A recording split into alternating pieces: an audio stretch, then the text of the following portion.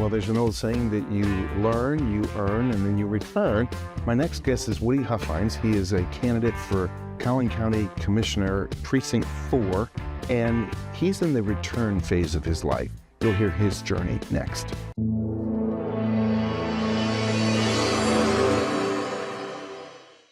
Many are predicting that the worst is yet to come, which is unfortunate, said one person here. Until now, they've enjoyed the reputation of being the nation's icebox. Watched a burglar in his home this morning by webcam. As a journalist of over 25 years, stories are what make my world turn. Reporting live from the Dallas newsroom tonight, Jeff Crilley, Fox 4 News. But in 2008, I took the jump from my familiar life and started a PR firm from my home. We're talking about anyone with a camcorder like the one I'm using becomes a television network. We started slowly growing the company, and we now have over 100 clients, and we've branched into the world of live digital broadcasting. I now own 8 different TV studios and have a huge team, and the stories that I now get to share are sometimes the most important of my life. Life has a funny way of coming around full circle. This is The Jeff Crilley Show. Well, I have so much respect for anybody who runs for office, because when we talk about public service, it truly is public service. My next guest is Woody Huffines. He's a candidate for Collin County Commissioner in Precinct 4, and I'll let him describe the district. But this is not something that you have to do. It's something you want to do. You're called to do. So.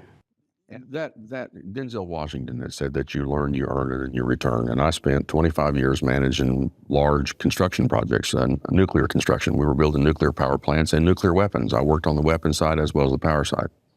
And over 25 years, I developed a skill set as a project controller where I was the financial manager for an $8 billion project. That means that everything that happened on that project, from the guy clocking in the morning to go to work, to do the SEC filings at the end of the quarter, those were my responsibility. And I've got a lot of expertise in large, complex regulatory environments with large and complex budgets.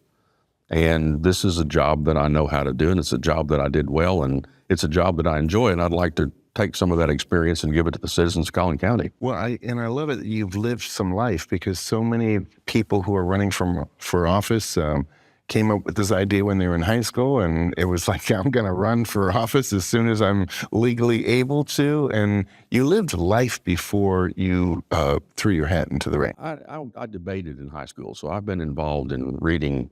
There's these things called magazines. They were paper, they had pictures. Yeah, so I was reading Newsweek and U.S. News and World Report and The Economist when I was 15 years old, and endemic to the Democratic Party at the time was the idea that you go get a degree in political science, then you go to law school, then you clerk for a judge, then you get to a law firm, and you start running for office. That's how you get a Joe Biden, is somebody who hasn't done anything other than run for office their entire life. Right. In the last 20 to 25 years, unfortunately, the Republicans have started that same pattern. Mm-hmm. And I don't believe that Maslow's hammer, you remember Maslow's hierarchy, Maslow's hammer is if the only tool you've got is a hammer, all the problems tend to look like nails. Mm-hmm. So if what you know how to do is political things, and you view the world through a political lens, then your solutions are political solutions. And I think that has been a disservice to the country. Mm-hmm. We're going to pull up your website, and as we scroll on the website, describe your district, your precinct. Collin County Precinct 4 is the Dallas part of Collin County, and then it runs up to 121. So south of 121, that part of Plano, except for a little cutout in the north central part. And then down 75 with a little bit of Allen, southwest part of Allen in the district. It's about 180,810 registered voters in the district. Wow. So what caused you to throw your hat into the ring? Primarily, I was working with the Collin County Executive Committee. The precinct chairs needed some help with Robert's Rules of Order, and one of the things that I know is Robert's Rules of Order. So I was teaching Robert's Rules of Order classes, and the precinct chairs were asking me to run. You should run for this or you should run for that. And I didn't have any interest because that's not my skill set. The current county commissioner in Precinct 4 is retiring, so it's an open seat. And I looked at the job of the county commissioner, and that's a job I know how to do. So I have an opportunity to take the experience that I have and the things that I've done and apply them in such a way that I can help, as opposed to trying to learn how to do something that I don't necessarily have the skill set for. Well, Woody, one of the things I admire about you is you're blunt. You tell it like it is. You've created all these amazing videos. I found one that really lays it out there. Let's go ahead and roll that tape. Good morning. I'm Woody Huffines, and I'm running for Collin County Commissioner in Precinct 4. You know, it occurred to me last night, right before I went to bed, that if you really want a number of people in your life telling you how to dress, who to talk to, what to do next, who to talk to next, where to go next week, and how to schedule every minute of your day, run for political office. There are a whole bunch of people who are really good at getting people elected, who really want to talk to me about how to get me elected, that have a long list of things that I need to do and people that I need to talk to and places that I need to go and the communities that I need to address. And here's the thing. You know, one of the things that I talked about going in here is that I wasn't very good at being a politician because I'd never done it before. But I'm beginning to understand what it takes to do a political campaign successfully. And I'm willing to do probably most of those things. But here's the thing. If this is the process of getting elected, if you're a politician and what you do is run for this office and then run for this office and then run for this office and get good at all this garbage that people are wanting me to do because it's the way to run for office, when do you ever have time to get good at doing some kind of work? When do you ever have time to get good at achieving things in your life? I don't understand it. I've got a job. We're working 2 or 3 jobs right now. We're construction kind of things. I don't have time to go to every meeting and every luncheon and every this and every that for the next 18 months to talk to the right people, to get to the people that can make the most out of my fundraising moments. If you want a politician to continue to do politician things when they get into office, in other words, one of the things that I hear about Collin County Republicans especially is that they forget what they promised or forget to do what they committed to because it will make the donors mad. The donors become the ones that are important.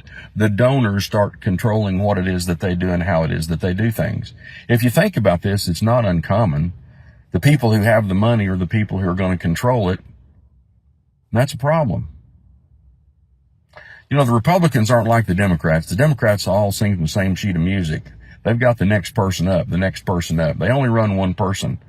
And there's not a lot of political infighting about who's going to run because the Democratic Party goes and picks who runs next. See Barack Obama, Hillary Clinton, Kamala Harris at the national level. The thing is, we in the Republican Party are starting to fall into that same trap.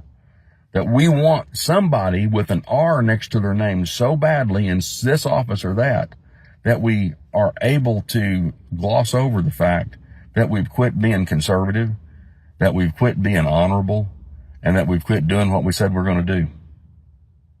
Let's change that. Vote for Woody Huffines, Collin County Commissioner in Precinct 4. And Woody, you and I were talking before the show. We both are big fans of Landman. You kind of remind me of Billy Bob Thornton. You just kind of lay it out there. Yeah, my friends laugh at me. My wife is a party person and likes to put together parties. And my daughter went to TCU and was a TCU cheerleader. Oh, my goodness. I'm not saying that they are exactly the same. I'm saying there are some similarities. I'm often watching Landman and giggling and recalling one little vignette of my life or another.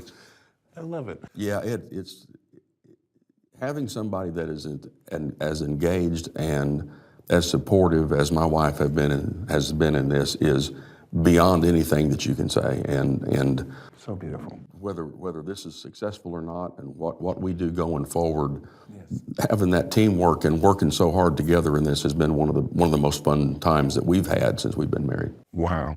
As you're out there, knocking on doors, shaking hands, kissing babies, what are you learning? What are the concerns of the constituents? That's one of those delineations between what the politician does versus what I'm trying to do. Yeah. The folks have a lot of concerns, and unfortunately, the Commissioner's Court doesn't have any scope to address those concerns. For example, North Texas needs water. And I hear people in the county commissioner's race, not only my race, but in the county judge race, where the politician part of it, somebody says water, there's a bunch of arm waving and song and dance about, we'll put together a coalition of other people and all this political things that they're going to go do. Unfortunately, the county commissioner's court doesn't have responsibility or purview over that. Commissioner's court names people to the board, but in terms of solving the problem, they don't have direct access to solve that problem.